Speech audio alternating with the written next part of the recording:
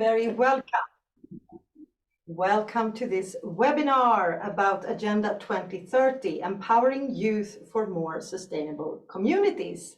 We're very happy to have a bunch of people with us today. We have more than 110 signups, and usually there are some about 50% that hang on with the live webinar, but of course all of you will get the recording afterwards.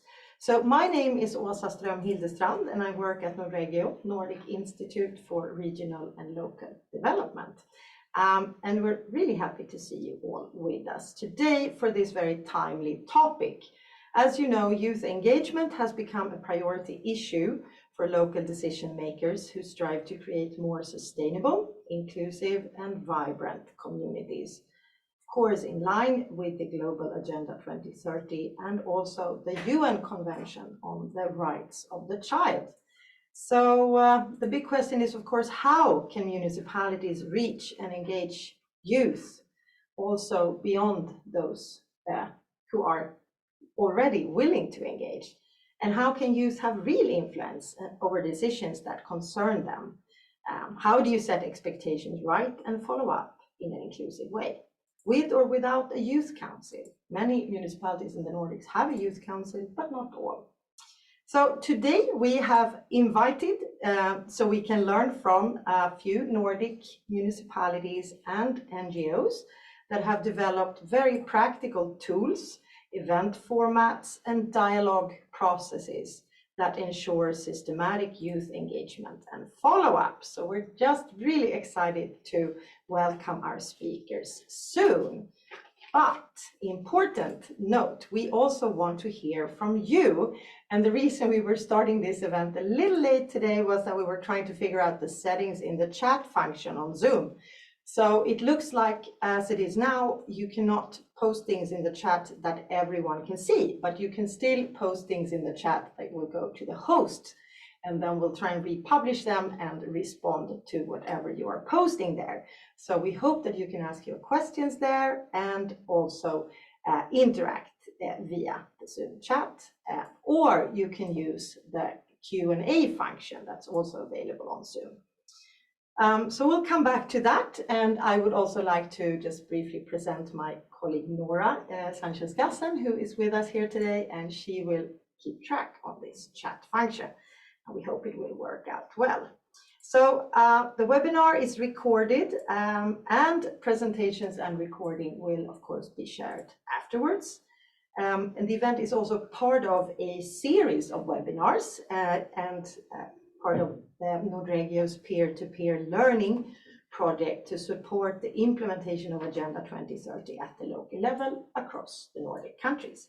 So the project is financed by the Nordic Council of Ministers. Just a few words about today's program before we invite our first speaker. So we'll start out with a series of presentations where you'll hear hands-on from our invited municipalities: Gladsaxe in Denmark, Hafnarfjörður in Iceland, Tierp in Sweden, Korsholm in Finland, as well as Future Minds and Youth 2030 youth NGOs. As a second point on the agenda, we have asked a youth expert from Youth 2030 to reflect a little bit on the approaches presented today, and also based on their work with a number of municipalities in Sweden. And third on the agenda is a panel discussion with our presenters, where we will also pick up questions from you in the chat or the Q&A function. We'll see what works best when we get there. And then we'll wrap up around 3 o'clock. So great. Let's try the chat function right now and see if it works, just to see if you're on board and if you can share some of your thoughts. So actually a first question to you is, which are your key challenges working with youth inclusion in your municipality or organization? Perhaps you can just post in the chat, or you can post in the Q&A function. Let's see how it works. Just give you a minute or so to do this. If something happens.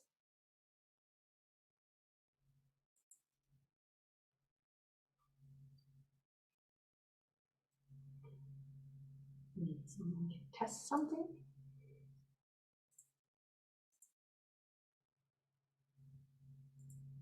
Anyone who can post a challenge or a comment in relation to your work with youth inclusion? Yes, we have one here, involving youth in decision making. Yes, that's probably a common challenge, I think. How would you do that? We'll come back to this and hear what the panelists have to say. Any other person who likes to post something in the Q&A here? Working overarchingly with youth at all levels. Also a very interesting comment here. One of our challenges is collaboration and communication between NGOs and municipalities. Yes. Another comment that I know is from Åland is what you do when there is no tradition of youth movements locally. Right, a few things right there. Thank you, great. So you can keep putting in your challenges here, and we'll come back to them also in the panel discussion later on. I actually had a second question for you as well, if you wanted to add a name or a link to a role model. So is there any other municipality or organization that you get inspired by when it comes to youth inclusion? So please put the name or link in the chat or in the Q&A function. That'd be great. Perhaps the Q&A function works better, actually. I don't know, it's hard to follow. Sorry again about this setting in the chat. Apparently it's difficult to change now without starting the entire Zoom meeting all over again. We don't want to do that. Do we have any role models in the Q&A here? Yes. Nora, perhaps over to you. Yes, we have here a mentioning of Hafnarfjörður Vestra. Apologies if I mispronounced that. Northwest Iceland. A good example of people getting together and supporting youth and community youth development. So municipality in Iceland. That has been highlighted here. Very well.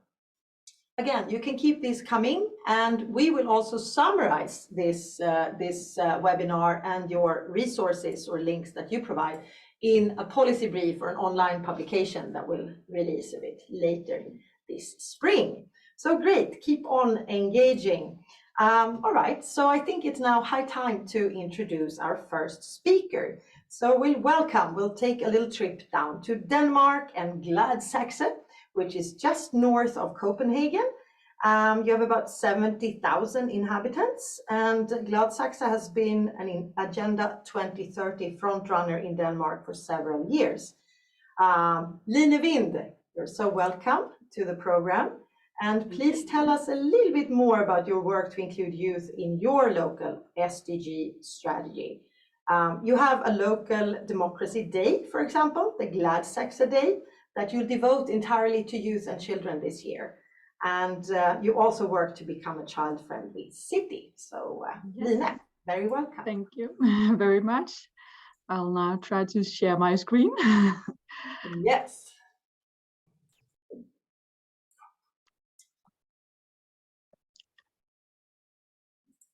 I'm very curious whether you can see.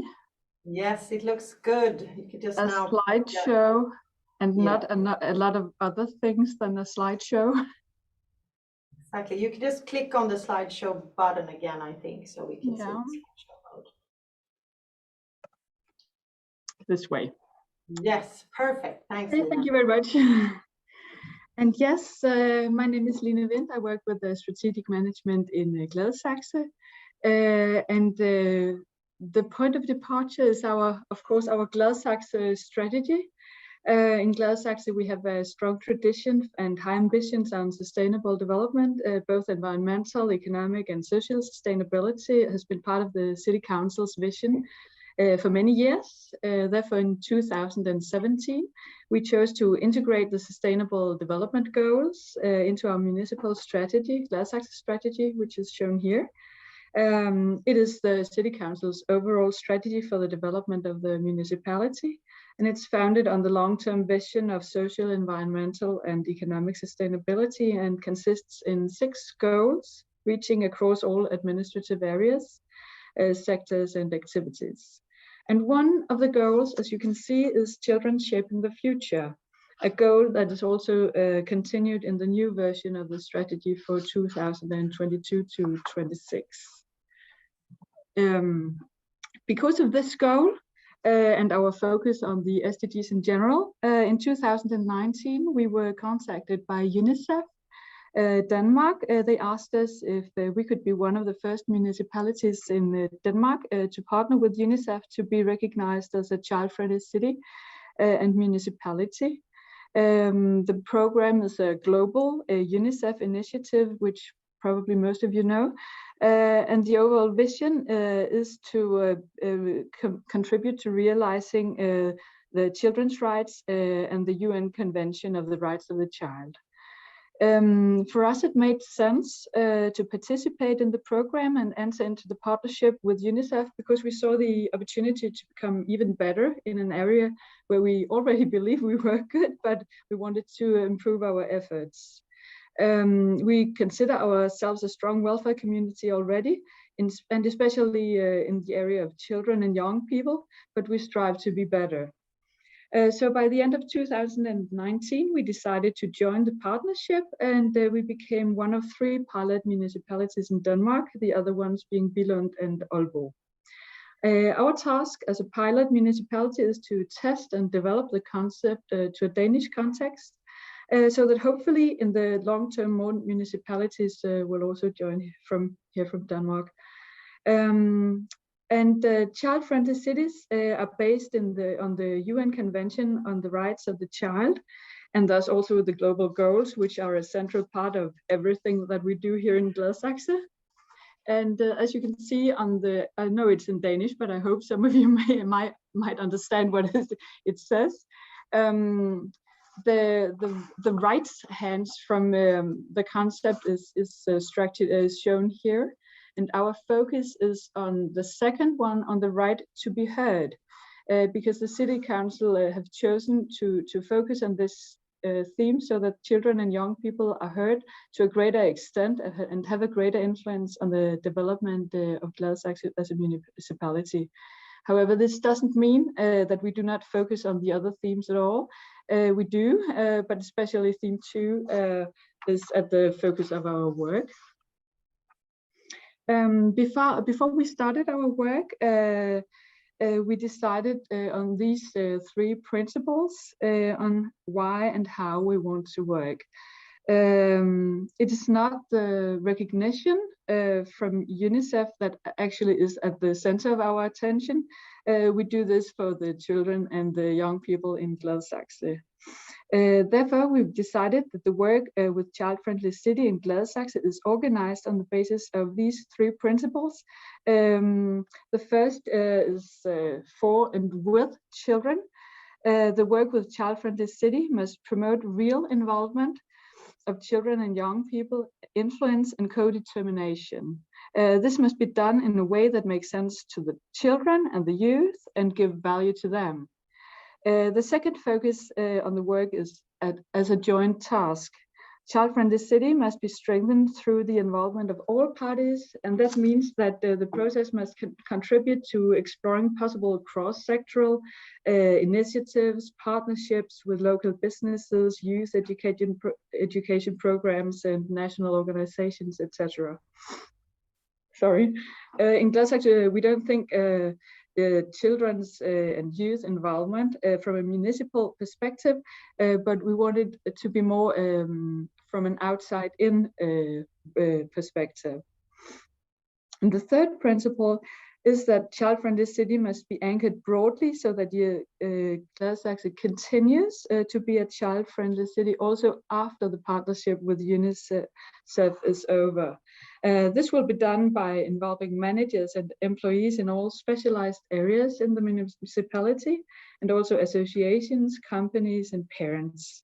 We don't just want small projects that pop up and close down, but also a long-term move where we strengthen our capacity to involve children and youth in the long term. And then this is a picture of the process that many of you probably know. There are like 3 steps when you want to be recognized as a child-friendly city. First, you have to conduct a situation analysis. Then you have to implement an action plan. And right now, this spring, we are making the first evaluation, and we plan and hope to be certified by UNICEF this August. And I think it has been very important for us to make the situation analysis, because it drew attention to areas that we could improve. So it's a very, our experience is that it's a very good way to start, because you begin from the outside and look at the initiatives you can improve. For instance, some of the learnings from our situation analysis is that the smallest children are preoccupied with the very near things, but as they grow older, they want to challenge the system and have an influence on, for example, curfews, smoking, the use of mobile phones in the schools, etc. Nor is it also always the case that we involve the children in the most appropriate ways. For example, it makes an impression when a pupil says, the student council president presents something at the school board meetings, but it's not really listened to. It's as if they think that now the student council has said it, and then they just move on. It also makes an impression when an upper secondary school pupil says, I've been involved in a project in Gladsaxe. It was on a very abstract level, throwing out ideas, and you were heard, but I don't really know how much was used of what we said. And these examples showed us very clearly that we already do something, and though we do something, we try to listen, we don't do it as good as we could. So we want to get better at this, because we want to include children and youth more. So how did we then proceed? We drew up these 3 levels of participation to target our efforts, because we want a holistic approach, and have adopted a broad perspective. In some cities, for instance, Aalborg, that is also a pilot municipality, they have focused on the local society involvement in the city council's decisions on the city development. But we have chosen these 3 levels. The outer circle, I know it's in Danish again, I'm sorry, I can translate it for when you are giving it out to the audience. But for now, the outer circle is about involvement in the local community. We want to strengthen children and young people's opportunities to be active citizens and participate in the development of a sustainable city and local community. For example, through participation in projects, campaigns, and municipal political processes, or through involvement in local communities in leisure activities, for instance. The next circle is involvement in their daily lives, that is in daycare centers, schools, and education, where most people spend large parts of their waking hours. And the inner circle is in their own lives. In the municipal context, we do not have much influence on this because it's placed in the families. But what we can do is to ensure that the most vulnerable children and young people are being heard in the particularly if they have a case with the system or are they have to be in care. Then we focus a lot on involving them in the process in ways that are gentle to them. So all administrations and departments and units in the municipal organization have discussed how they can do something different in these areas to listen more to children and young people. And this is just a picture of our action plan, the first action plan. It's structured around these 3 circles. It's also Danish, so it was just to show you that it's we have drawn up about 19 activities. And it's both very small first steps, and we know it can be much better, but this is just to give you an impression of how we've addressed it. A few examples could be a partnership where formerly placed children are in dialogue with children that are now being placed outside their family in care to help us understand how we can improve conditions for the children in care. That's, for instance, something about pictures from the early childhood, how to keep memories of the different families they've been to, and yeah, the small but significant parts of their lives. And we've also had safety walks in some challenged areas of the municipality, where we asked young people to talk about how they experience their area with a view to developing their neighborhood. And we plan to continue this concept also in other areas, so we can make young people feel more safe in their neighborhood. And then also quite an ambition to be child-friendly city forever. But what we mean by that is that, as I mentioned in the beginning, it should not be just a pop-up project now just to get the UNICEF certification. It should be something that stays here and will be integrated into the workings of the system. And as you can see, the implementation of Child-Friendly City initiative is also aligned with our implementation strategy to the Gladsaxe strategy, which is structured around these three focus areas highlighted here. At the political level, we are now following up on the first action plan and deciding on the next actions. At the organizational level, we're looking at the organizational setup to find out an effective way to work across sectors, and in particular to include children in the decisions concerning Child-Friendly City initiative in the future, and of course also in activities. And hopefully, as I said, also we will be recognized and acknowledged by UNICEF in August, as we can already now see big changes. And then finally, a few. I was just saying we're running out of time a little bit, but this looks like it. It's just a few, the current initiatives is my last slide. So yeah, I would just say that in this year's follow-up on the Gladsaxe strategy, there were so many good examples of children involvement. For instance, this photo of this lake, an example of some boys who have formed a community called the Carp Kings, because they go fishing in their spare time. And ways to, we have asked the young people to form the initiatives themselves. And also we have this Democratic Day, Gladsaxe Day, in August, which should be a celebration for children and youth, where we plan to have activities and public debates with children and politicians. So yeah, that's what I had. Thank you so much, Lina. And here's also a link to more reading, and we'll of course share your slides after and your contacts, I think, as well, if people are curious to know more. So systematic approach with UNICEF here. And you also already commented on how to sort of keep up the dialogue and that you have an ambition to do that. I was just a little curious when hearing this, that has it been difficult to reach youth, or have you worked through schools, or how have you invited youth to these different events? Could you say anything about that? I think our approach is we found out that engaging youth where they are is a very, very important thing. The example given of, for instance, the Carp Kings is a place where it comes from a youth unit that we have where young people come after school. I think it's a good way to engage where they come anyway. So we don't make a meeting with the city council. It's much more bottom up. So youth clubs or schools or other meeting places where you find the young. That's your advice. But we're still finding our ways. We're listening to all your good examples today. Yeah, all right. But thank you, Lina. So good to hear. And you'll be with us for the discussion later on as well. Super. All right.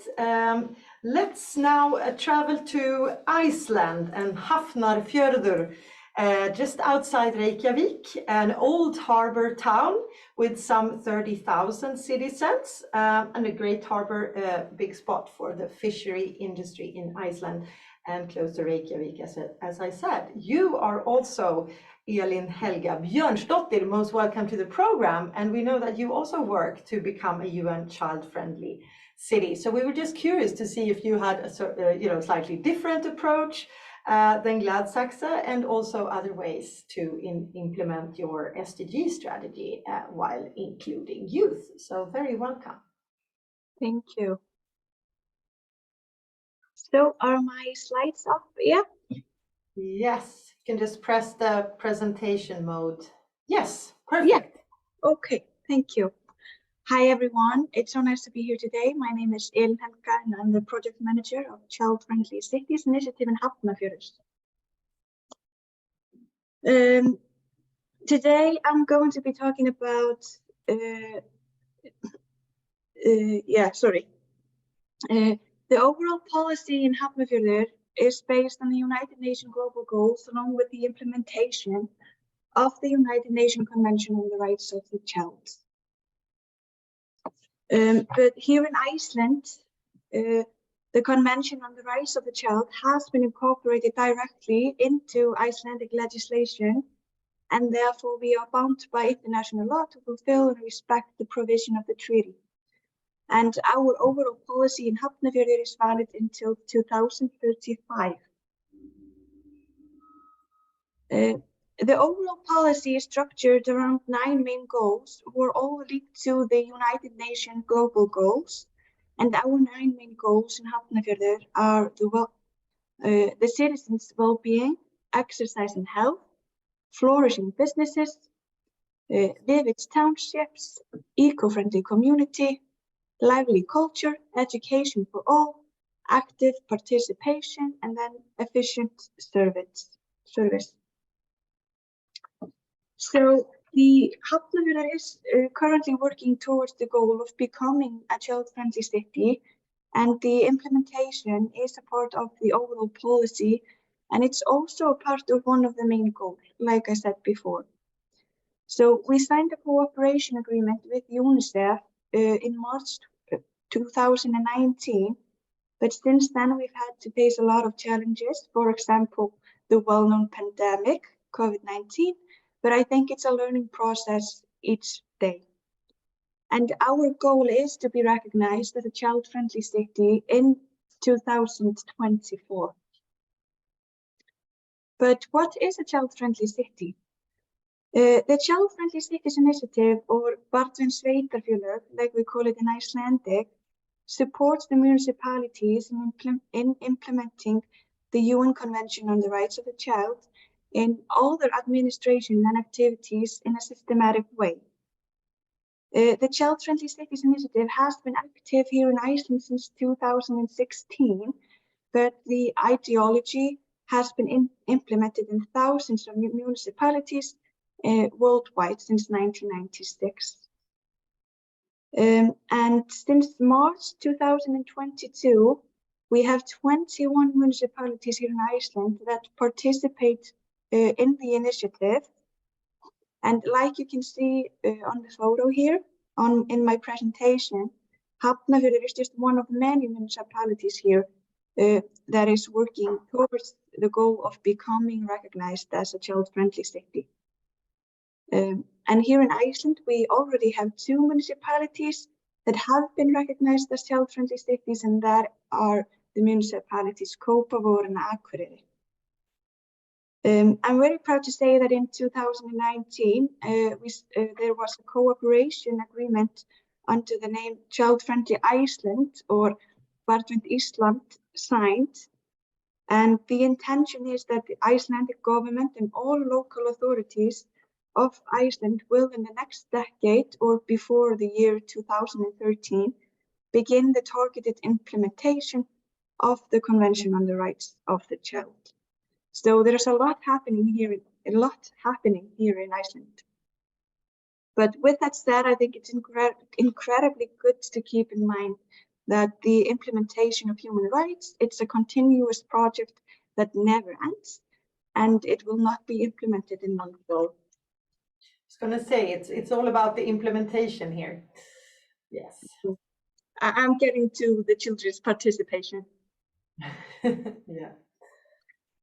So In the child-friendly city, the Youth Council and children's participation play an important role, but Article 12, the respect for children's views, is one of the 5 fundamental articles in the implementation of the Children's Convention. And therefore, we are looking at the implementation as a guide and a constant reminder for Hafnarfjörður to engage youth participation each day. And in November, there are 2 photos here on my presentation from our youth assembly that we held in November to 2022, where children between the age of 14 and 16 could express their views and ideas. And the Youth Council played a very important role in this project.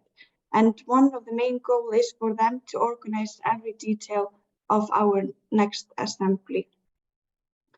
And also, we started at the same time an initiative called Even Better Town for Children, or Enn Betri Bær fyrir börn, where children could present their ideas by scanning the QR codes.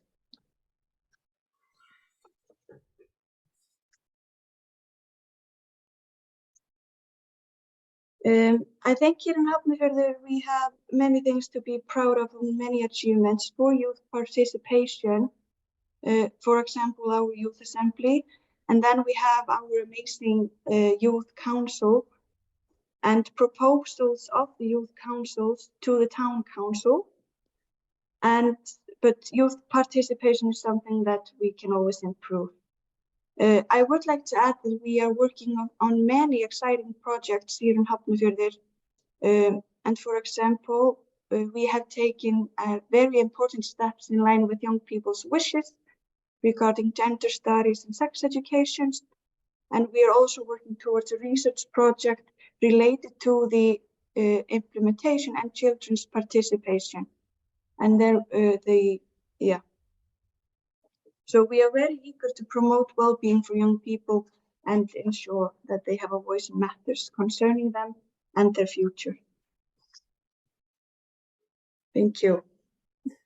Thank you. Sounds like you do a lot of things in a very systematic way, Elin, Helga. Thank you so much for presenting this. I think a follow-up question from me would be, how do you connect the work you do now with children and their messages to the City Council with the Agenda 2030 work, with the broader SDG agenda? Is there a natural connection as you see it? Sorry, can you repeat that for me? Yes. How do you connect the work you do with the children with your broader SDG strategy, or the work you do with the global goals? Sorry. Well, our overall policy in Hafnarfjörður is based on the United Nations global goals, along with the implementation of the United Nations Convention on the Rights of the Child. And even though the United Nations global goals focus on sustainable development, they are all connected to human rights. And therefore, children are affected by all the sustainable development goals, or that's how we look at it here in Hafnarfjörður. Yes, all right. Sounds very good. And you'll also stay with us for the discussion. And if you who are listening have questions, you can put them in the Q&A function and we'll pick them up later. Great. All right, now we're heading back to Sweden, and 130 kilometers north of us here in Stockholm, we find Tierp, a mainly rural municipality with some 22,000 inhabitants that works also very holistically with the Sustainable Development Goals to improve your municipality. And your job, Sara Sjöqvist, very welcome to the program, is to include youth in several ways in your decision making. So we're happy to hear from you now. How have you been doing this? You have several dialogues ongoing. Thank you so much. Can you hear me and see my screen? Yes, we can. All right. So yeah, my name is Sarah, and I work in Tierp's municipality, and I work overall with the sustainability and democratic issues. And Tierp municipality has about 21,000 inhabitants, and we have large rural areas as well. But we're also close to larger cities by train and by the E4. But today I will give you a quick insight into 2 methods that we have developed here to engage youth and make use of the knowledge that youth have in our municipality. So I will talk about a rather ambitious physical dialogue on mental health that we had, and also a newly launched tool for digital dialogue. So I begin with the dialogue on mental health. Because it has probably not escaped anybody that deteriorating mental health among youths is an increasing problem.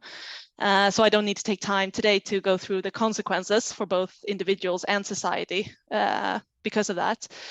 But all parts of society, public, private, civil, must of course take action in many different ways to address this issue. And one very important aspect of this work is to find ways to involve the target group. And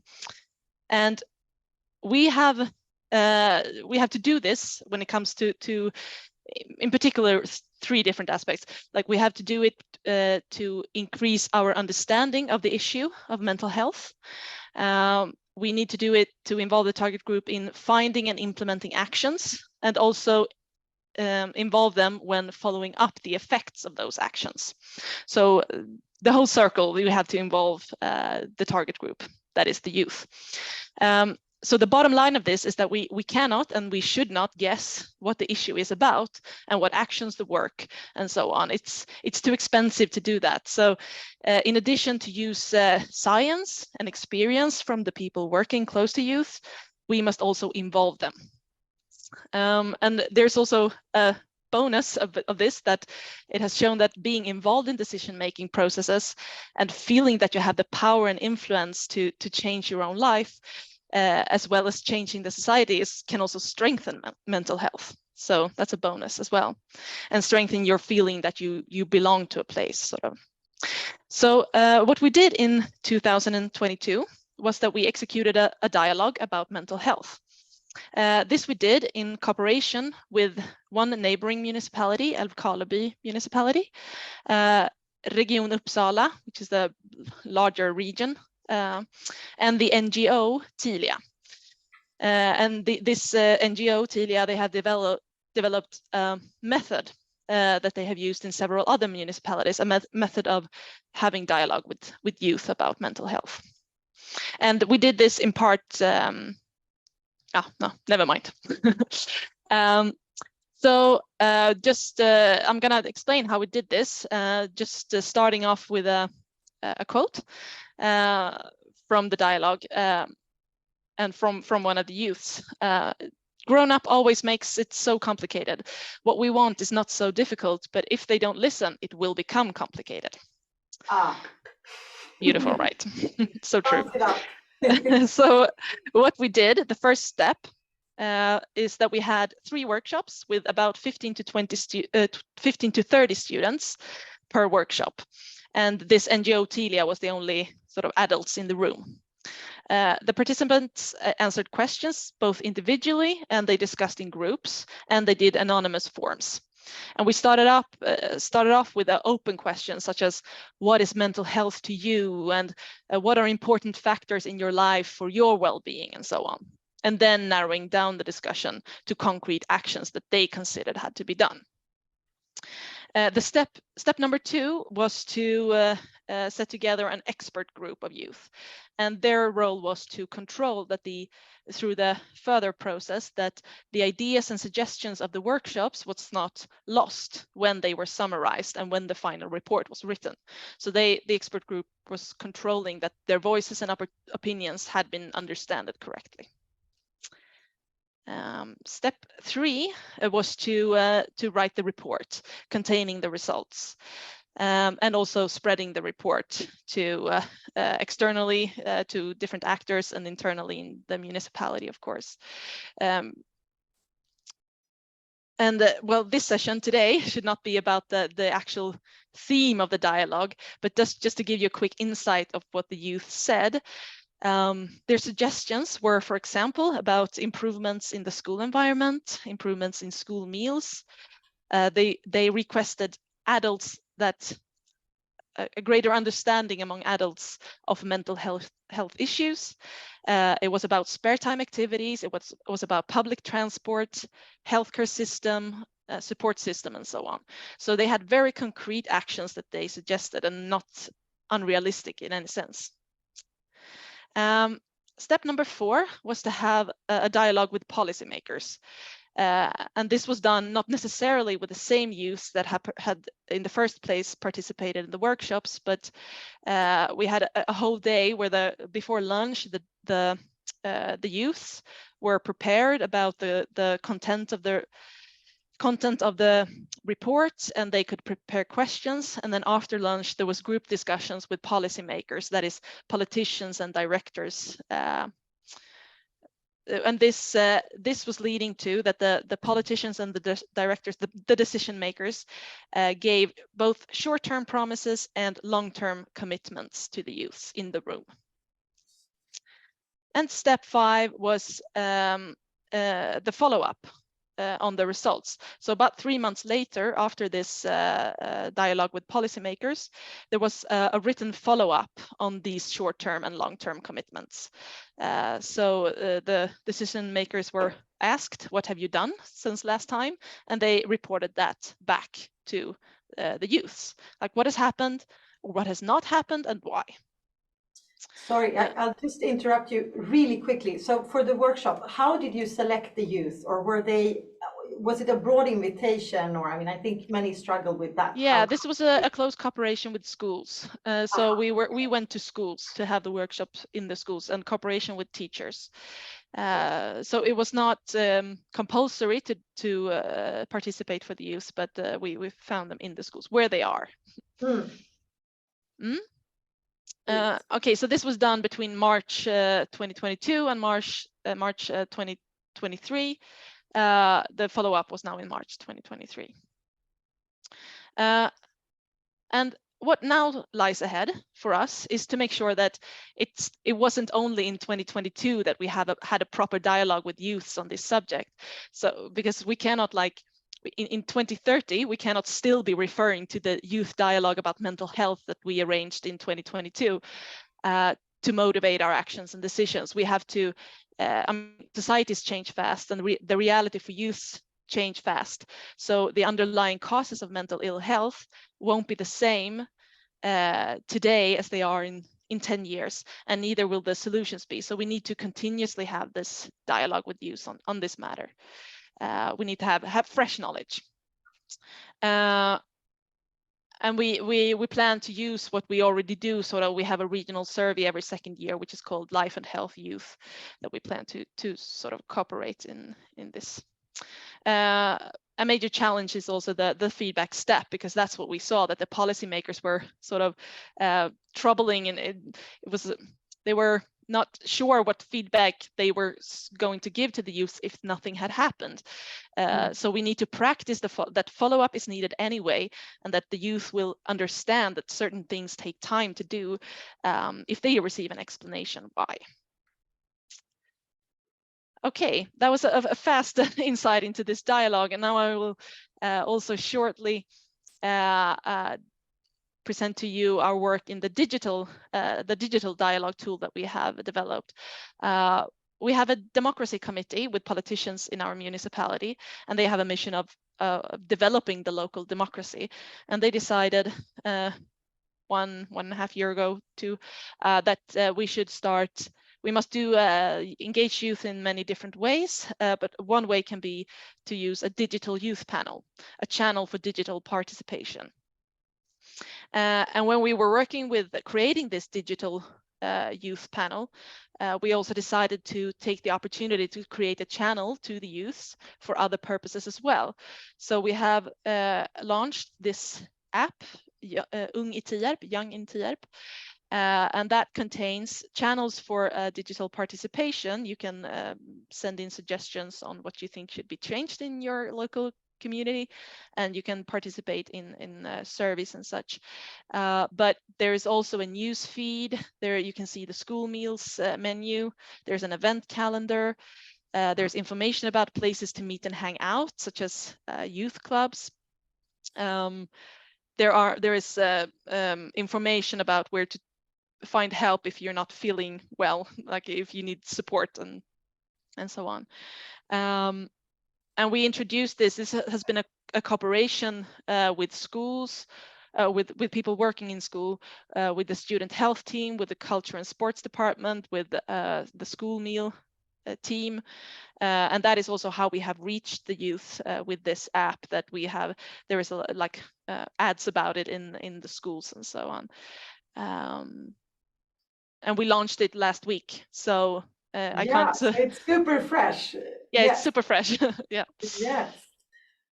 So you will have to come back to us with more reports about the response here, I think. Yeah, exactly. I can just say that the first survey that we have that we're asking this digital youth panel is about school meals, because that was also a request from the mental health dialogue, that we want to be able to not talk about how we affect school or can develop school meals one time. We want to do that continuously. So we're starting with that.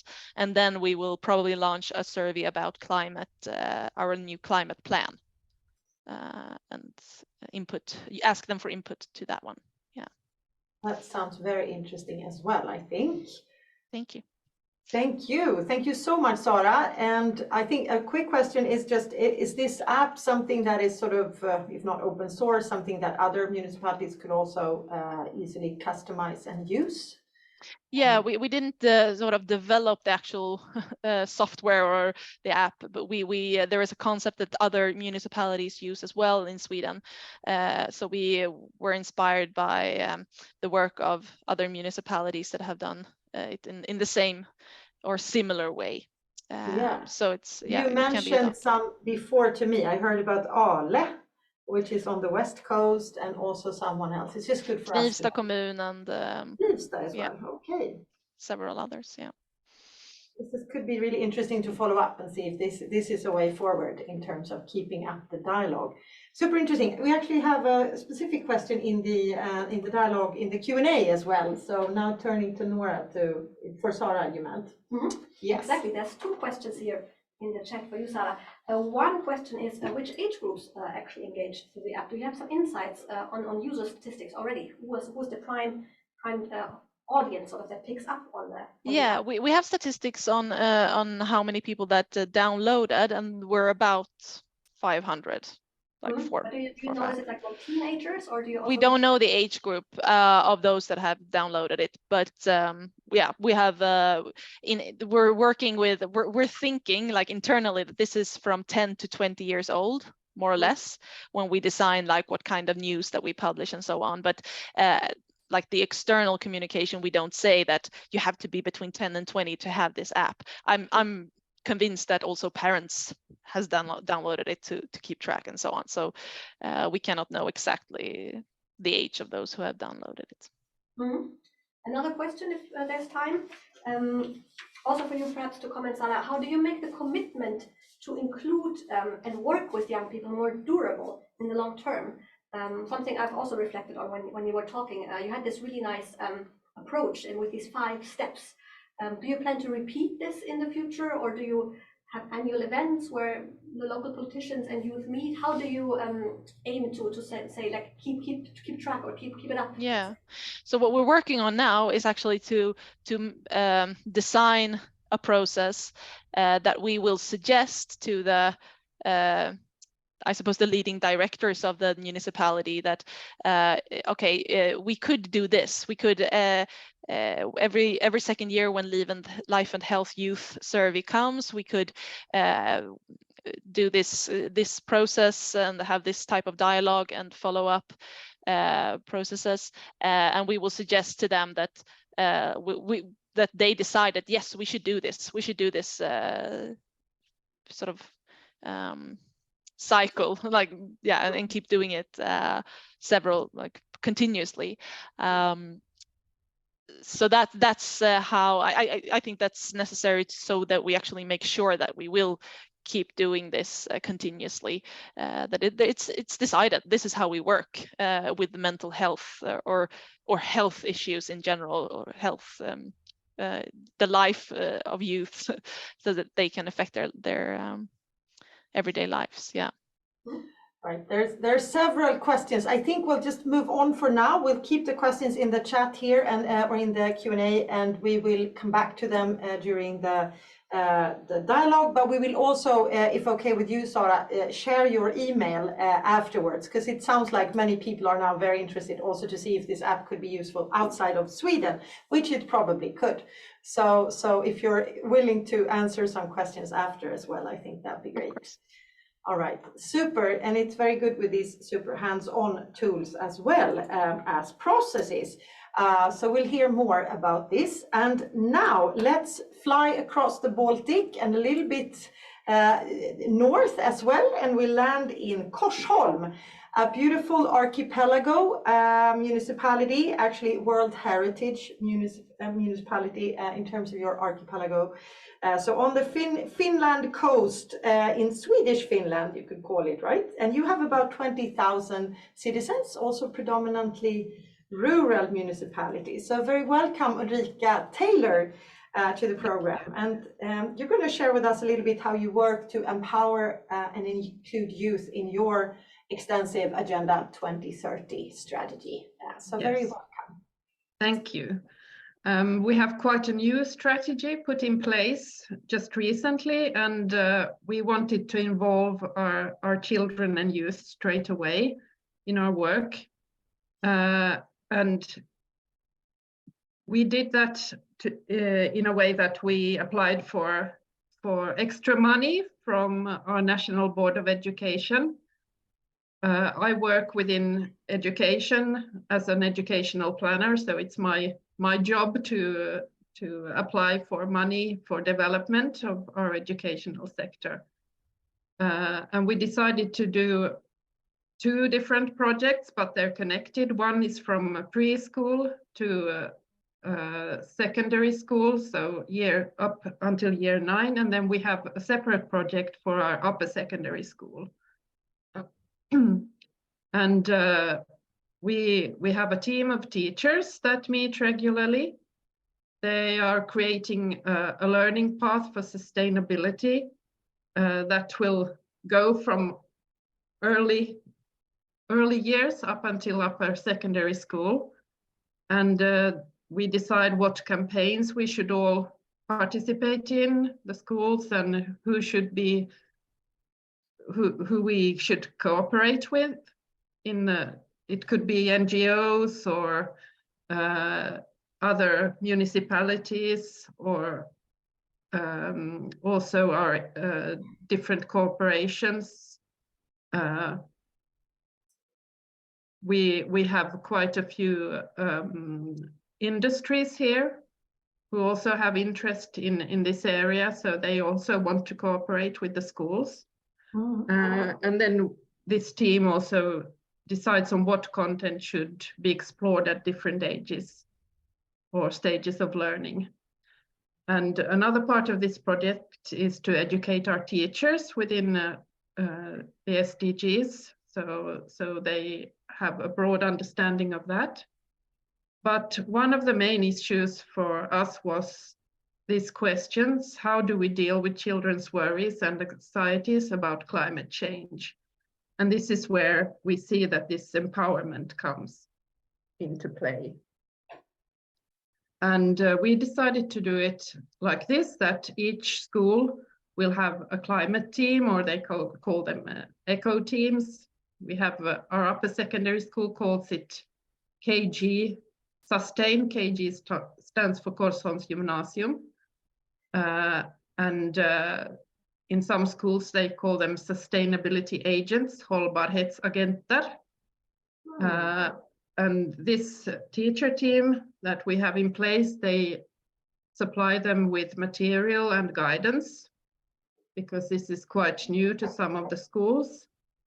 And then we've also decided that we want all the teams to meet up once or twice a year, so they get to know pupils from other schools and to also feel that they have this common mission and that they can give an input to a common strategy for sustainability from their point of view. And then another tool we use or are going to use is to arrange hackathons. And this is where we have cooperation with Future Minds and Caroline, who will speak after me. And there we give these teams this opportunity to find solutions to local challenges to do with sustainability. And we also have a budget for local youth initiated solutions to climate change. So if they come up with something they would like to do in our municipality, we also have a set budget for that.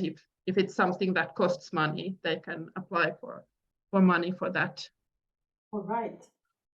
I thought now I would actually show you this teacher team. They made a video or a film to try and explain for the students why they should join these eco teams. Let's see now if I can find the film. Yes, there. Let's see now if the sound as well. Yes, we'll see if the sound works. It worked before. Can you hear it? Yes. Now this is in Swedish, but I hope you can get the gist.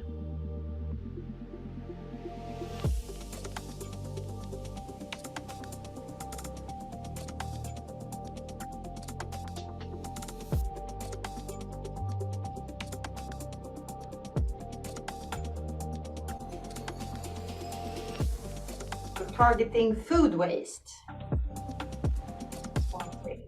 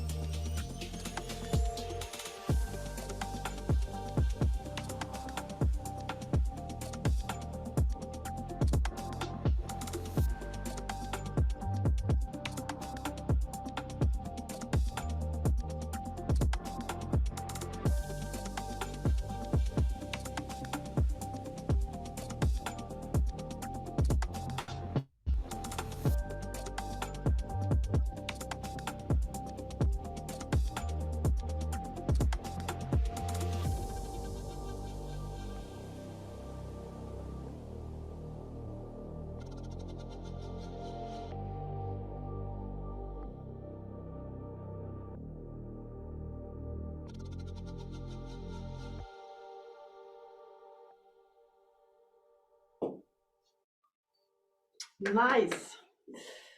Very effective, I can imagine. Yes. I will get back to my presentation. Right. Yes. So now we have the time. Yes. Yes, we have these. Oh no, I can't get it to go forward. There. Yes. Yes, so we have these teams in place. For instance, in our upper secondary school, they've arranged different events. They had a swap room where you could take your clothes and items that you no longer needed or wanted, and then encouraged to swap to recycle and reuse. And they also arranged a lecture by a local author who has written books about living more and consuming less. And they also had a project where they pimped the recycling bins with art, which was quite nice. Yes. And through their Instagram, they encourage their fellow students to sustainability, to use this Ecosia search engine instead of Google, to give gifts in the form of something you experience rather than something physical, and then giving tips on how to save electricity, for instance. And one event that we've all participated in, the schools and daycare centers as well, is something called Sustainability Week in the autumn. So that's a way of showing what we do with sustainability during this week. And one thing I thought was quite nice they did in one of the lower classes was to give homework to the students to discuss with their parents how you can save. And this is some of the results that we had. And also a game where you can think about how you, in practice, can change the way you act to save the environment. So working with the schools to also engage the adults, that is yes, probably a smart strategy. Yes, I'm sorry, we're really running out of time, but you have so many different things that you have done here. Yes. I was just curious, is there a specific connection also to the assembly, to the political level in Korsholm? Well, this was exactly what I was coming to now. Great.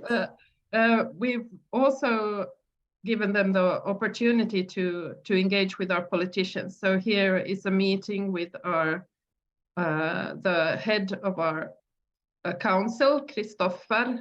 He's quite young and he's connecting well with our youth. So he tends to meet up with them regularly, different groups, if they have some questions or something they're concerned about. He takes the initiative to meet up with them. And it was interesting to hear Sarah as well about the school meals. This has been also something on our agenda. We have a group that meet regularly. We have a big center where we have 2,000 students, and the school meals have been very important there. So we had surveys as well, but they also meet up with the decision makers to discuss this and make changes. But I think I'll finish there. You can have the plans for the future when you get the presentation. So. Yes, super. Yes. Thank you so much, Ulrika, and thanks for also providing your contacts here for everyone who wants to know more. So basically, if you want to know anything about how to engage schools in sustainability, you can go to Korsholm. And I saw that there are several questions in the Q&A as well, but we'll come back to those. And now leave the floor actually to Caroline Bodin from Future Minds. That you already mentioned, Ulrika. So Caroline, very welcome. And you happen to run a school program, high school program with hackathons. So you have some really effective idea generation with students for sustainability. So yes, very welcome. Thank you. And I'll share my screen for you as well. Just a second. There we go.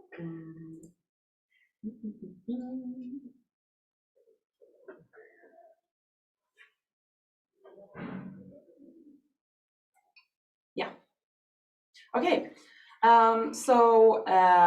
My name is Caroline, and I'm head of education at Future Minds. We're an NGO based in Sweden and trying to scale up in high schools primarily. So our main mission is to create a common source and force for a sustainable tomorrow. And how do we do that? We believe that the best chance for the world to recover and to achieve a sustainable tomorrow and a sustainable society is to include our younger generation for real, not just talking to them or listening and then move on, but including them for real and making them an active partner in this work together. We know that they have so much opinion, so much knowledge, so much ideas, and they are a part of this society now as well as in the future. So we need to include them for real. And how do we do that? Well, our mission here is to accelerate education for sustainable development. So in order to arm our youth, we need to educate them for sustainable development and for sustainable future. And how do we do that? Well, in order to educate our youth, we need to educate our teachers and equip our teachers with the right knowledge and tools so that they feel comfortable and able to do that in schools as well. And how do we do that? How do we equip our teachers and how do we equip our schools with the right tools and knowledge and cooperations? Well, we believe strongly that we need cross-sector collaborations. So we need to collaborate both with schools, with youth, and also involve municipalities, businesses and companies, other NGOs, and also scientists and academia in this, of course, as well. So this is our ladder for how we tend to achieve the mission that we have for sustainable tomorrow. And so what are we? We are an NGO, as I said, and we aim to become a platform for change and collaboration. In that we are an educational program. We provide an educational program concept for Swedish high schools in sustainable development. And through that program, we also work as a national platform for cooperation and impact and policy making on education for sustainable development, ESD. And also via our program, we create common arenas for collaborating with youth for different sectors, from actors, from businesses, from municipalities, NGOs, and academia. So our main thing is our educational program for high schools, but through that we also cooperate and collaborate with other sectors. And how do we do that? I will go through this very short, and you will have these slides afterwards as well. So our program consists of 3 modules where are thought through learning progress for the students that we wish them to achieve and to gain through these modules. Is a learning progress where they go from basic knowledge and skills and tools into putting that into context and meetings with different society actors, and then excelling in their knowledge in expertise. And they do that in our program through our 3 modules, where the first module gives them the basic knowledge that they need. We do that by providing tools and materials, educational materials for teachers that they can use themselves in the classrooms. And we also hold educations, further educations and workshops for teachers for that purpose. And in our second module, we come to the context part, our outreach module, where we host events and activities, and also provide the possibility for our partners or municipalities to host study visits for students with the sustainability filter on it. And our third and last module is our expertise module, where we provide students with research proposals and support when they do their bigger projects. In Swedish high schools, the 3rd year students do their gymnasiearbete. It's like a research thesis that they work with throughout the whole last year. So we provide research proposals and method support in that as well. And now I'm turning to you. I'm here now today because you are from different municipalities and work as politicians or tjänstepersoner, and how you can participate through Future Minds in reaching youth in your sustainability work. Through us, you can work with students through our different events, mainly our sustainability hackathon, which I will come back to in a minute. You can join in our program modules that I just showed you with providing research proposals for these student projects. You can, together with us, create and host these study visits where we can help you in getting it in a sustainable, with a sustainable focus. And if you have other projects in your municipality or in your association or in your company that you want to, where you want to meet young people and where you want to collaborate with them, we can arrange that and collaborate in that as well. So that is how you can work with students and young people in our program. But as I said, it's also important to equip the teachers and the schools. So through us, you can also use us as a tool for training the teachers in your high schools.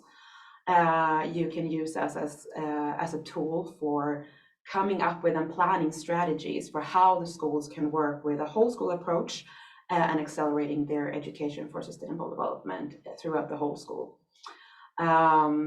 And also, thirdly, we really want to push for local hub making, where we want to work as a tool to make it easier for cross-sector actors to collaborate in local hubs where you are, where we have our schools, where we have our municipalities that we collaborate with.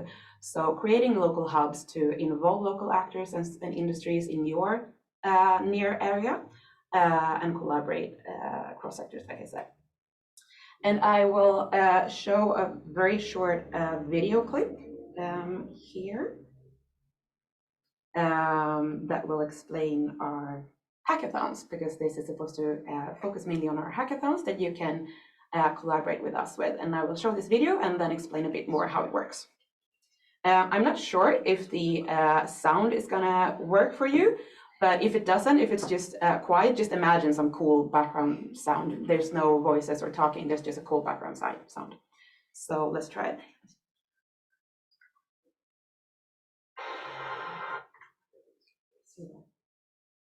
Okay, no sound, but yeah.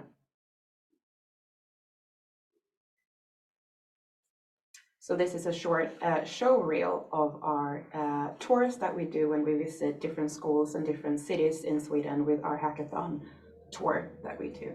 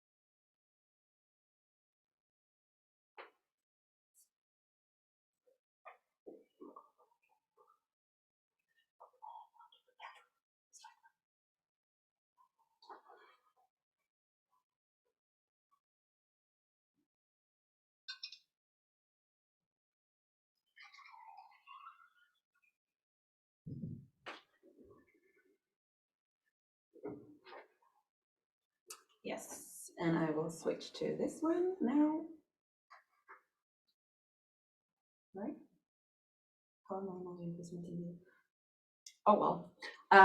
So that was our short show reel. I'm not sure why I'm not in presenting mode anymore, but you'll have to deal with that. So just to short explain how the hackathon works. This is a method that we've developed together with scientists and teachers to get the students to practice both skills, knowledge, and also be able to make an impact for real together with our partners. So the way it works is that our partner actors, they contribute with a real life sustainability challenge that they have in their work as a case in this hackathon. And then schools sign up for the case that they're interested in, and then they prepare beforehand with materials that we are providing them.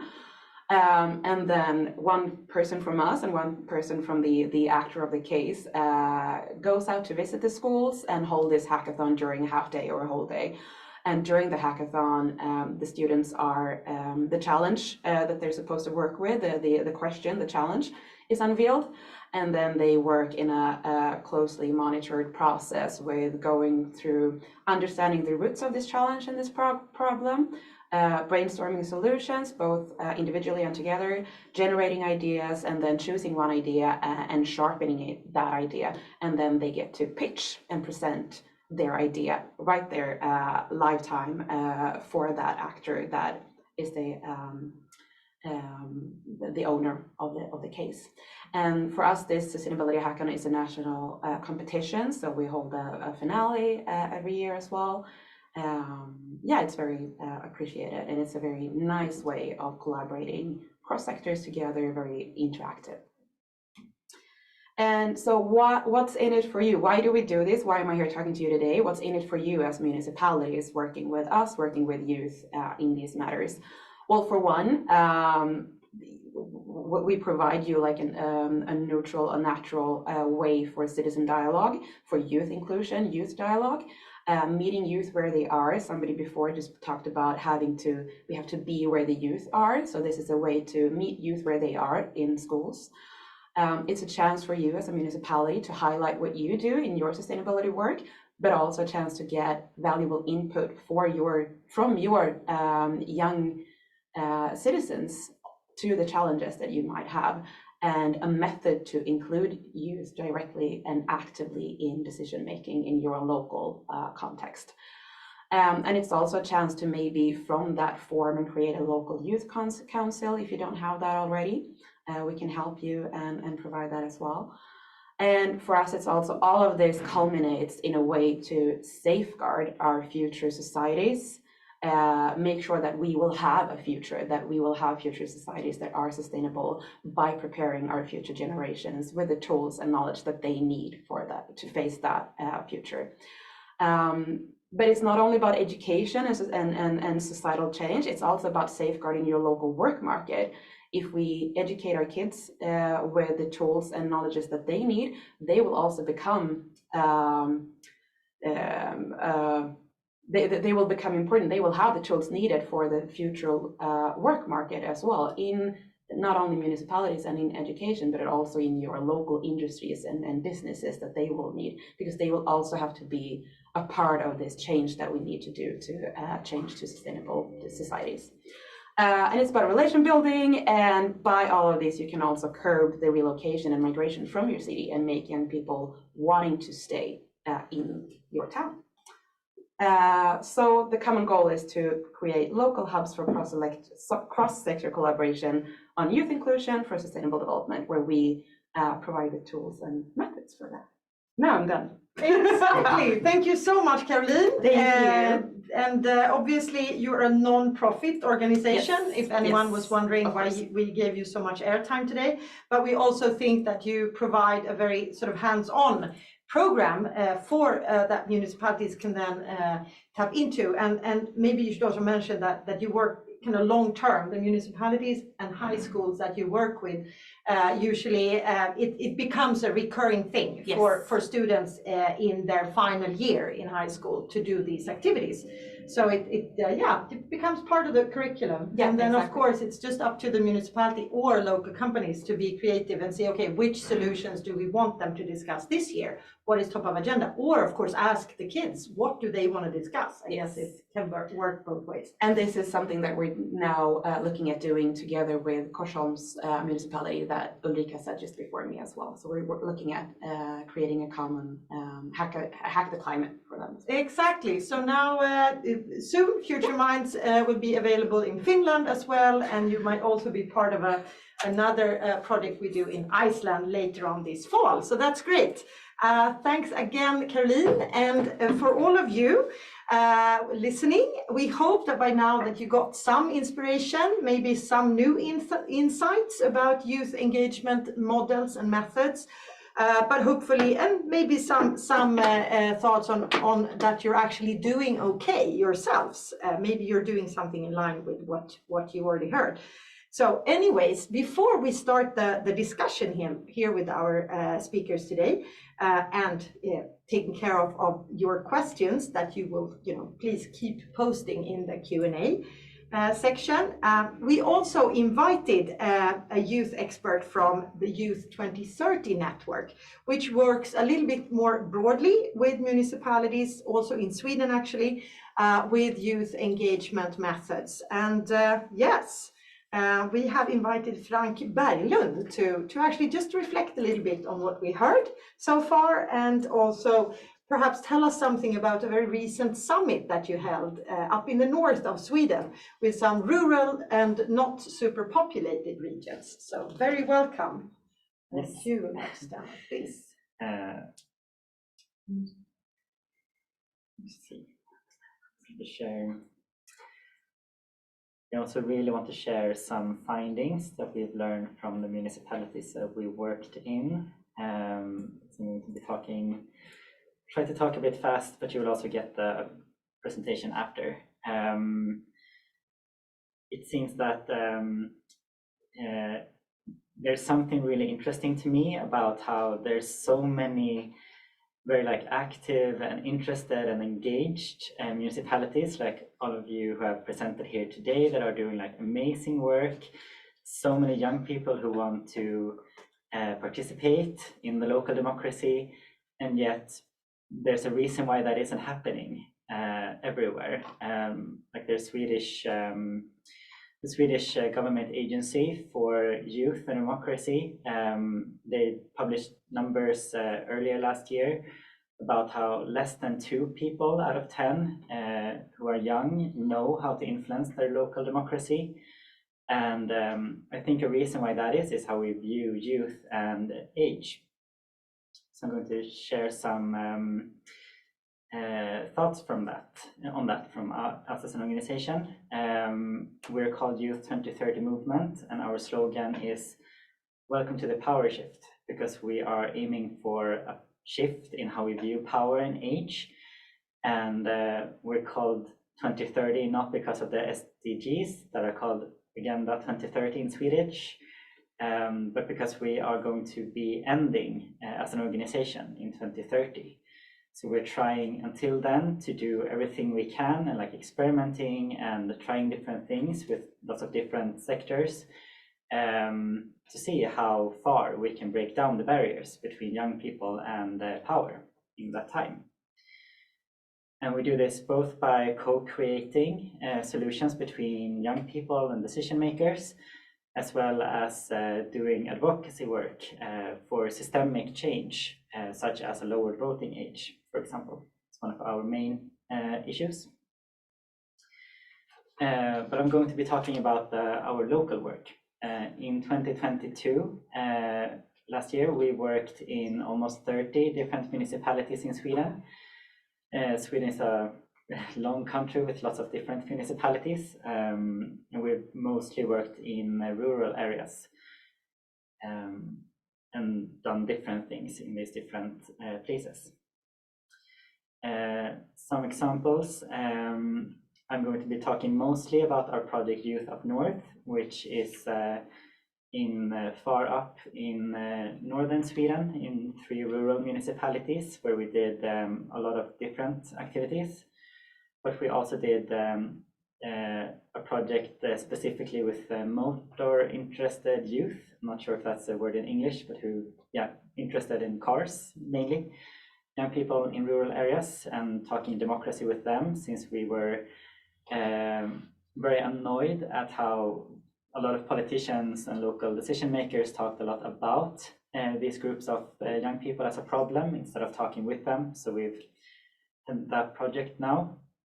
We also did a 2-year collaboration with a very southern municipality, Helsingborg, for 2 years, where we explored a lot of different ways to increase youth engagement in that municipality, and held workshops with more than 300 young people and a huge hackathon. And we also had Toppmöte, like a high-level political forum last year before the election. And we've also had with the Swedish Innovation Agency, we had a collaboration with 2 municipalities where we tried to explore even more around like, what are the things that are keeping municipalities from being better at engaging youth. When we work, we aim towards like improving the democratic system where children or youth are more included. So that's why we're not only like strengthening youth and like educating youth, but we're mostly interested in changing decision makers, because there's like new young generations are coming every year, but some decision makers can sit on their spot for like 30 or 40 years without doing anything. So that's why we're more interested in those people who have the power. We also never have anything about youth without youth. We always work on their terms, at their places, etc. We don't invite young people to the municipal house, the fancy big political house usually. We usually have the politicians come to the schools, for example. And also have young people owning the process all the way from formulating the problem to creating the solution, evaluating the efforts, etc. And yeah, so mobilizing youth. We also work where the need is the greatest. That's why we work a lot in rural areas. And also when we do the different like solutions and recruit young people, etc., we rarely go to young people who already have some sort of like active participation in society, and then think that they will influence young people who are less likely to participate, but we work the other way around usually. And also we accelerate best practice and use the resources that already exist. For example, according to Swedish law, every municipality needs to have a library. Okay, how can we do that? How can we work with the library instead of creating a new house for youth for rural areas that they can't give us coffee when we come because they can't afford a coffee machine, kind of like this, so few resources. And we also, of course, innovate new solutions where it's needed.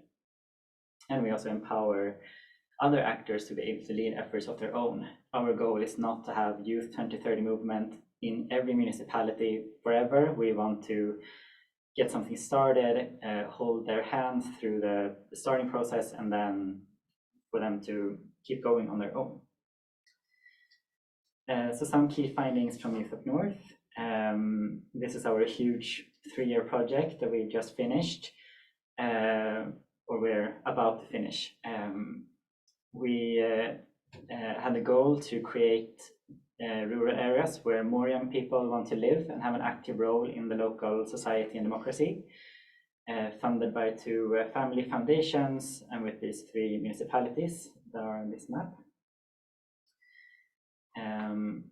And yeah, we wanted to realize proposals from youth in order to empower them and strengthen them, develop new methods of engagement, and also arrange co-created meetings. And so, yeah, to create increased cooperations across different sectors and youth. And also change the age norms and rural norms. Okay, I think I'm going to talk more about the other things. Some examples of issues that young people wanted to talk about.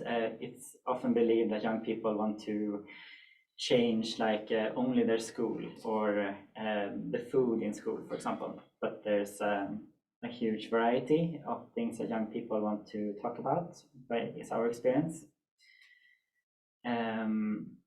And some things that we did that we've also had like professionally evaluated and can tell, like when municipalities do these things that I'm about to talk about now, change happens, and good change that can be noticed by youth and decision makers alike.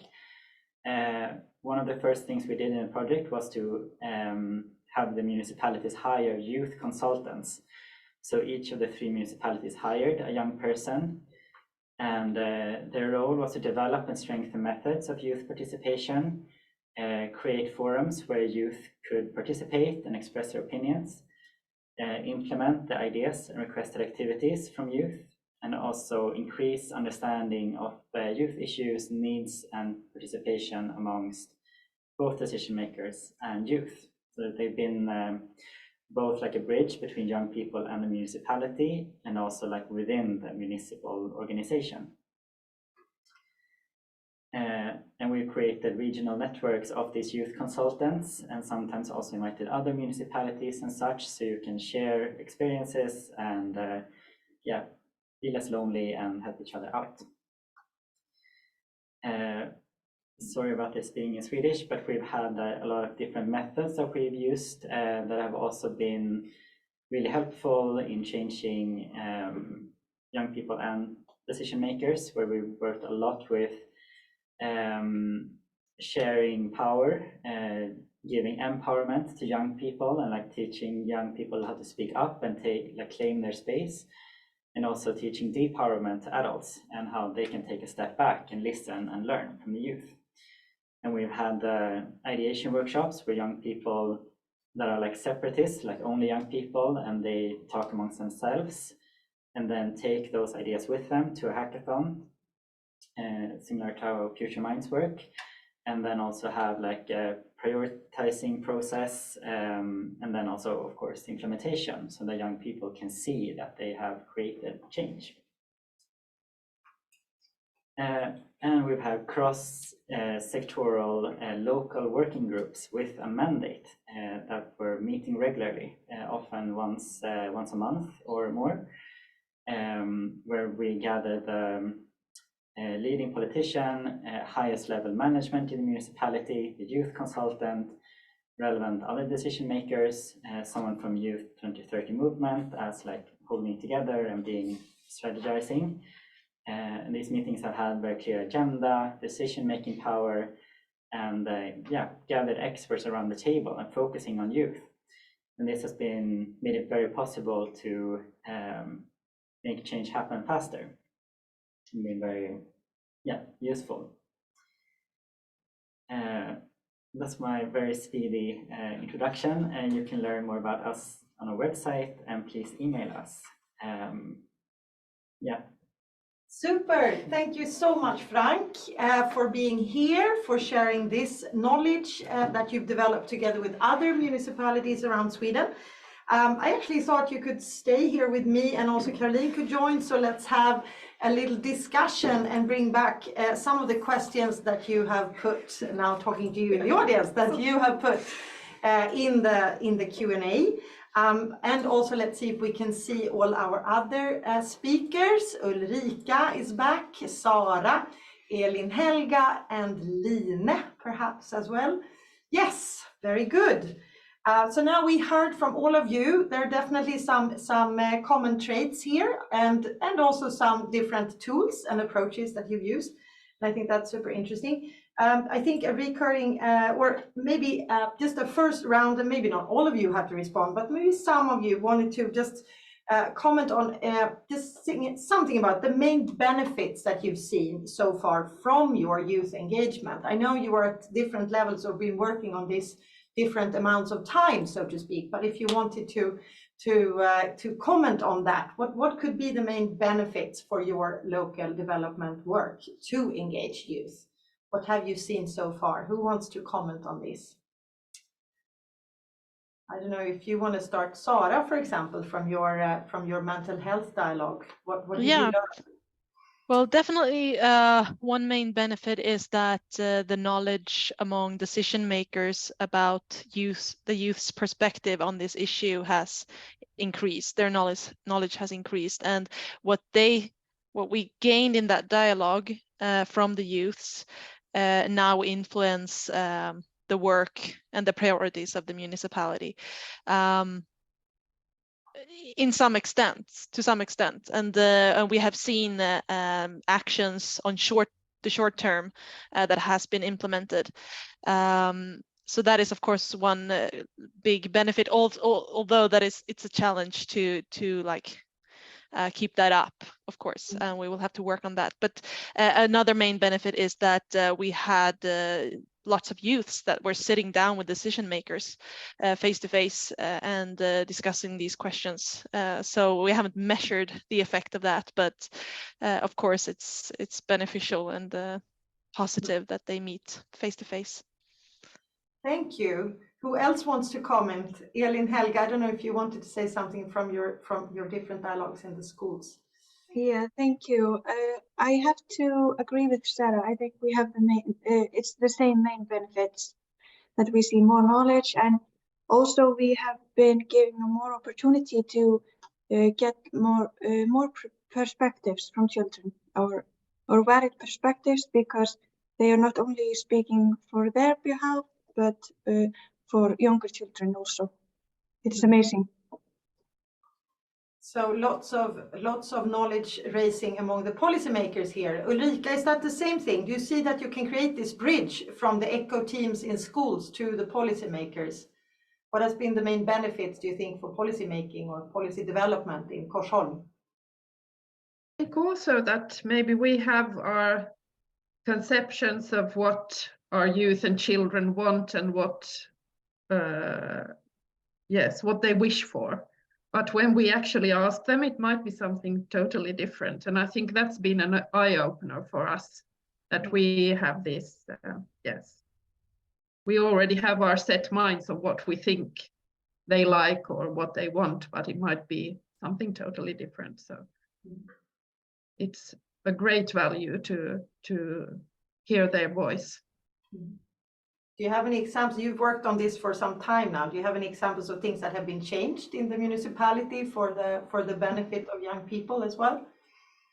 Well, one thing, when you were talking about the school meals, it was quite surprising as well. Well, we knew that a lot more of our children wanted vegetarian food, but they didn't just want it, a few times a week, but they said, could we just have a vegetarian option each day that we can choose, and that we don't have to say that we always want vegetarian food, but maybe we want it, when we decide we want it, that it should be more optional. So this is something we're trying now. It's a bit of a challenge for the people who are making the food, but they're willing to try, which is good. What do you say, Lina, from your horizon in Gladsaxe? What have been the main benefits so far in your work?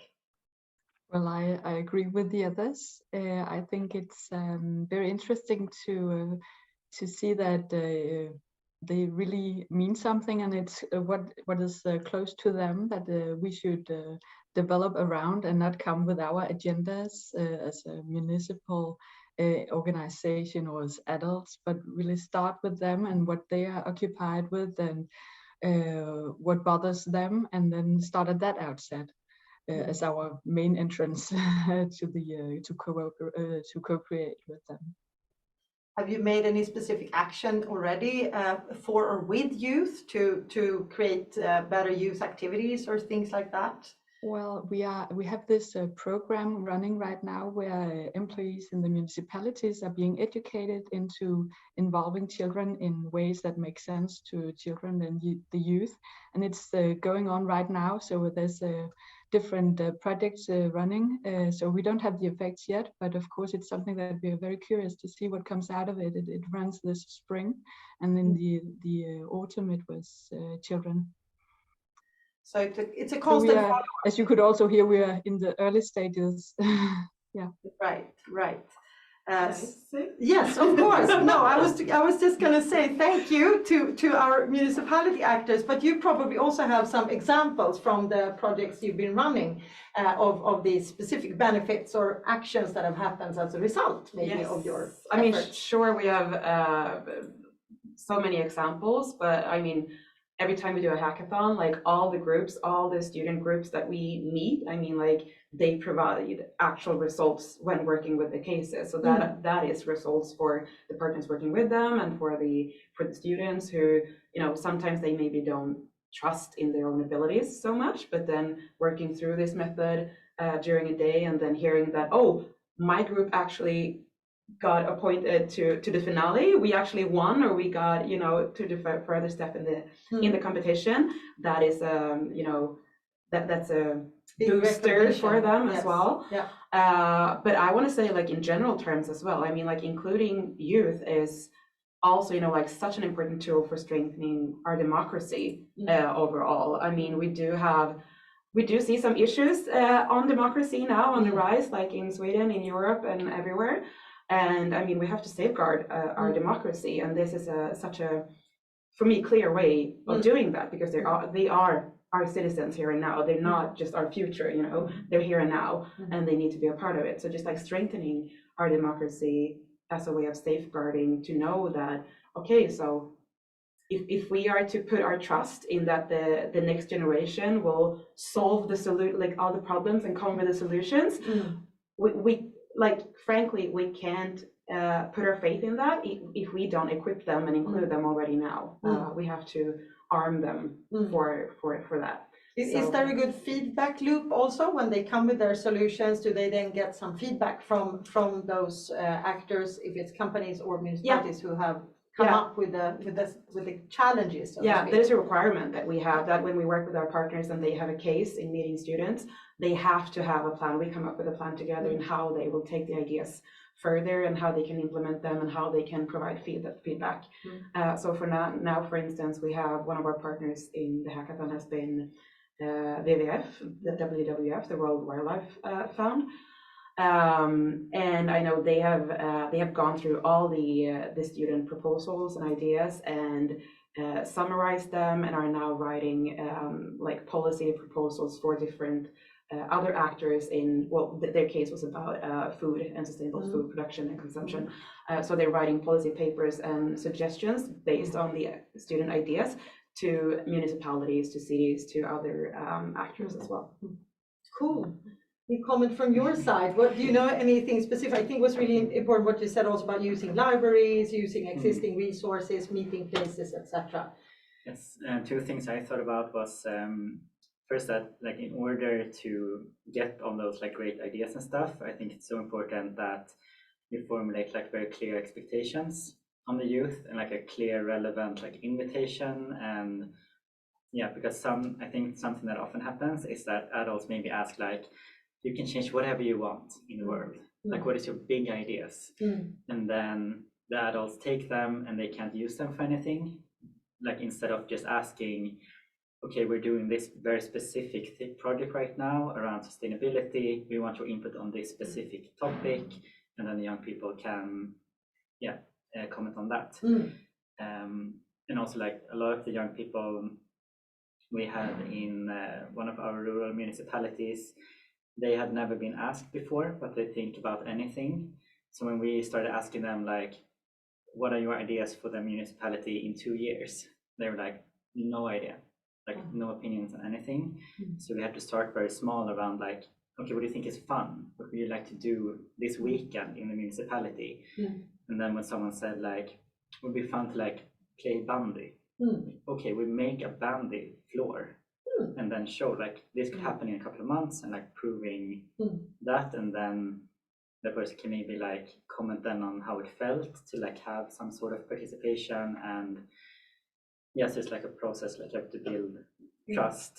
And I think that what to say is that I think it's so often also that adults think that it's difficult to reach young people, and like they don't want to participate, like they don't have any opinions. And that is very much not our experience, at least. When we had this motor event for like 16, 17-year-olds who are interested in cars, we expected like 10 people, and they showed up 60. Wow. Just because we had like a car on the poster, and we put the poster where the young people are, and so it's a lot about just listening to young people. Listening, find the young people where they are and come up with some specific questions. And of course, ask the young people to come up with the solutions for things that they want to do. Some important learnings. Nora, perhaps over to you and see what we had in the Q&A section there. Yes, we have a lot of questions actually, and I think I'll have the difficult task to pick one or two, but thank you for being so active. Maybe I'll start with one question and we can take another if there's time. One question that was asked is how, perhaps all of you, can you give any recommendations or reflections on how to really be inclusive and bring in youth with different backgrounds and from different phases of life? I'm thinking about immigrant children, those with disabilities, or from challenged socioeconomic backgrounds. What's your experience? Have you had good experience in really reaching out and being inclusive and broad? Important question, and I guess all of you are trying that by working via the schools, but nevertheless, interesting to hear if you'd had certain challenges with this or good experiences. Who wants to comment? I can just comment. Definitely challenges. We have to be better, and yes, working through schools is one way to do it, because in school almost everybody is. Also, we have another project that is aimed towards youths that are not in school, those that for different reasons stay at home, and we've discussed cooperation with those experts on the municipalities on this specific target group, but no action there yet. Interesting. Any other comments?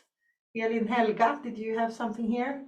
Yeah, here in Hafnarfjörður, we are actually working on children's specialist groups to try and to get all perspectives from all children, and we are working that through the schools, but we have not done that work yet. We're still working on it in cooperation with the schools. Right. Any other comments?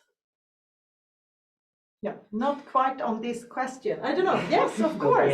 We have collaborated with NGOs that reach certain groups of young people. Like, for example, inviting to an ideation workshop in collaboration with RFSL Youth, like the LGBTQI organization. So just like having their logo on something shows that it's an inclusive event. Cool. Find those local or even national youth NGOs and do something together with them. Yes, sounds very wise.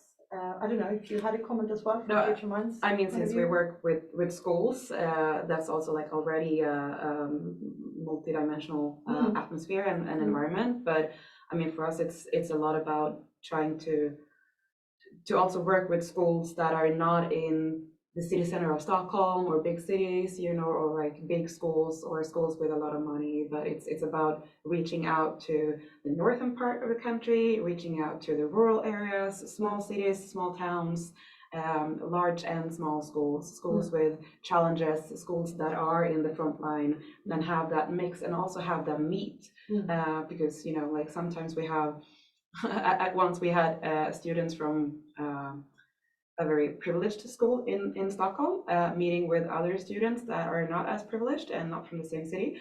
And there are a lot of interesting, cultural clashes that can arise, and that is so important. It is important to provide those meeting areas and to highlight that we do have different backgrounds and different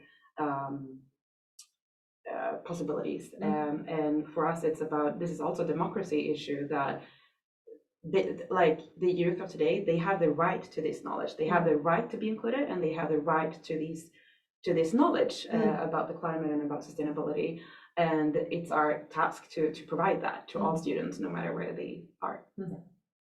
So yes, lots of important points of inclusion in practice. So Nora, now I'm looking at you again. Do we have another question? Yes, absolutely. We have a question here. If you can perhaps offer some guidance on how we can enhance the voice of the youth, but not overburdening them with adult responsibilities. I think that might be particularly relevant when we discuss climate challenges. We know that's a big stressor and a big source of fear for young people. So how do we bring them in, but still sort of make it clear that we as adults, we have to carry the burden, and it's not you who have to solve this on your own. So how do we find the right balance here?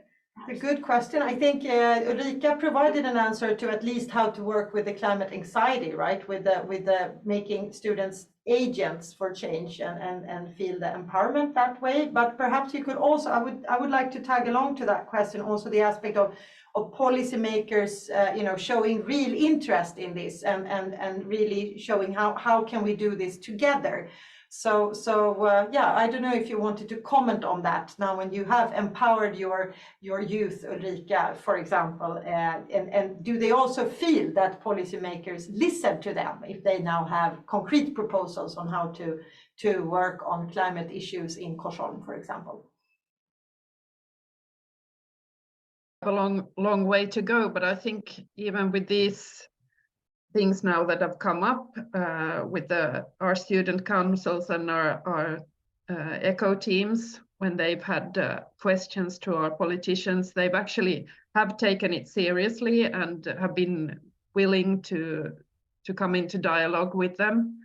And I think that's so important that they take the time to come and listen and speak to them and see what we can take further, you know, if it's something that we could put into our budget for the following year or so on. I think it's very promising the way it started, but I want it to go further.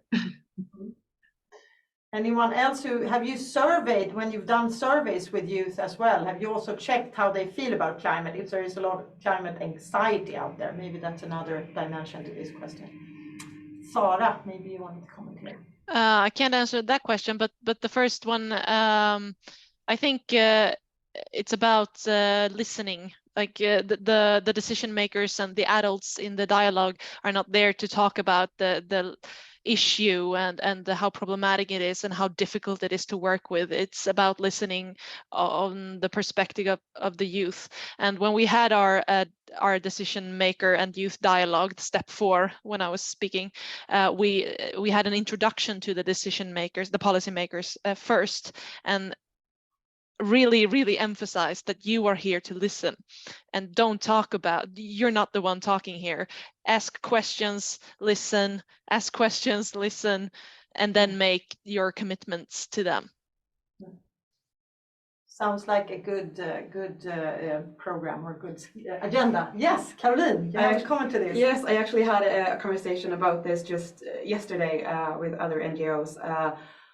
I think one is to lead by example, to not just have the tone of, oh, it's so fun to meet youth, oh, you are our future, we rely on you, yes, come and say what you want, but you know, to be serious and take them seriously, and you know, don't try and, you know, see it as you're lowering yourself to their level, but see them as an active leveled partner. So lead by example, but also show positive examples. We need to, like, in order, talking about these climate anxieties and emotions, showcase positive examples, show what is being done, talk about the problems and the challenges and why that is important to work with, absolutely, but also talk about and show what is being done and what progress we are seeing and positive examples on how you can engage and how we can work with this. It's so important to hire the hope for them. But also, I talked with Klimatpsykologerna and their project Therapy, that, like, in order to help young people deal with their climate emotions, it's not as easy for us as adults, for teachers or decision makers or adults or like parents to help them with dealing with their climate emotions, because we were never taught to deal with our climate emotions or emotions overall. So maybe, like, in schools and in decision making and with politicians, maybe in order to take care of their feelings and their emotions around this, because it is a sensitive issue that raises a lot of sensitive emotions, maybe you need to be equipped with how to deal with that, and also, like, deal with it yourself as well, to know how to talk about it and yeah, get close to it. So find a way to also raise the sensitive and difficult issues and be able to voice those. I don't know if you wanted a final comment also from Elín, Helga and Line on this, and then we'll just wrap up this discussion since we're running out of time. So I don't know, Elín, Helga, anything from the Icelandic perspective here? No, I think we've covered it all. Yeah, thank you.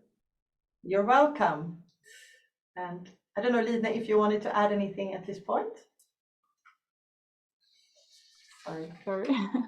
Thank you very much. Very good advice. I'm just writing and writing, so it's very useful. Thank you for the advice. Yes, very good. It's always important to involve and invite the youth organizations to our meetings when we work on sustainable development at the local level. I think that's how we summarize things now. We will save all your questions. We'll share everything later today or tomorrow when we have the recording from the webinar.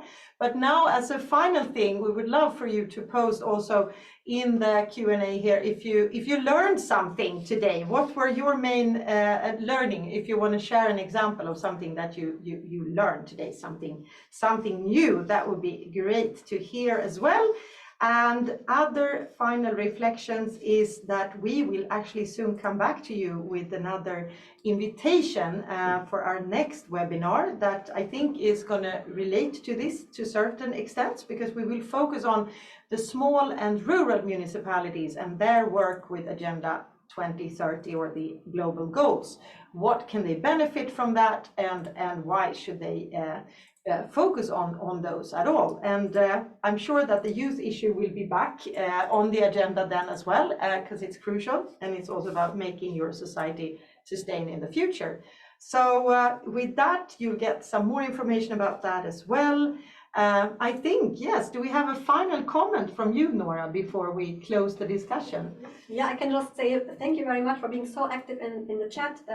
We couldn't answer even all of the questions that you posted. Many of them are highly relevant, so I think we will just have to maybe take some of these questions to other contexts and be inspired and continue discussing in other contexts. But yeah. Thank you very much. Exactly, and we'll provide the contacts to our speakers as well, so you can follow up directly. So thank you so much again to our speakers today, to our guests in the studio, and also of course to all of you who listen. So thank you very much, and we will be back with more webinars later in the summer. Thank you.